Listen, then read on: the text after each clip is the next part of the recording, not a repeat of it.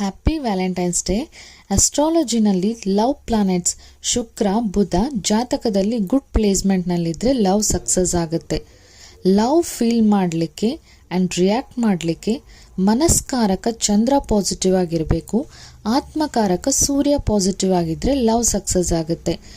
Love ಪ್ಲೇಸನ್ನು ಹೇಳುವಂಥ 5th ಹೌಸ್ನಲ್ಲಿ ರಾಹು ಕೇತುಗಳಿಲ್ಲದೆ ಶುಭ ಗ್ರಹಗಳಿದ್ದರೆ ಲವ್ ಸಕ್ಸಸ್ ಆಗುತ್ತೆ. 5ನೇ ಮನೆಯಲ್ಲಿ ಯಾವ ಗ್ರಹಗಳು ಅಥವಾ 5ನೇ ಮನೆಯ ಅಧಿಪತಿಯಾಗಿ ಯಾವ ಗ್ರಹಗಳು ಬಂದರೆ ಯಾವ ಥರ ಪಾರ್ಟ್ನರ್ ಸಿಗ್ತಾರೆ ನೋಡೋಣ.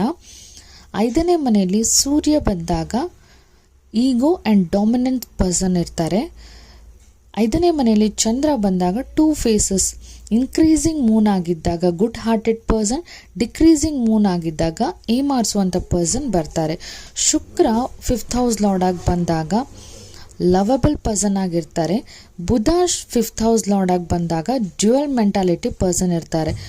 ಗುರು 5th ಹೌಸ್ ಲಾರ್ಡ್ ಆಗಿ ಬಂದಾಗ ನಾಲೆಡ್ಜಬಲ್ ಆ್ಯಂಡ್ ಅಡ್ವೈಸರ್ ಪರ್ಸನ್ ಆಗಿರ್ತಾರೆ.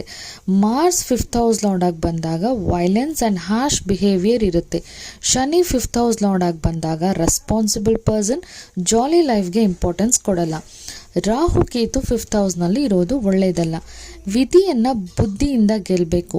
If true loves never fails. Effort hockey love lord and universe ನಿಮ್ಮ ಲವನ್ನು ಸಕ್ಸಸ್ ಮಾಡ್ತಾರೆ.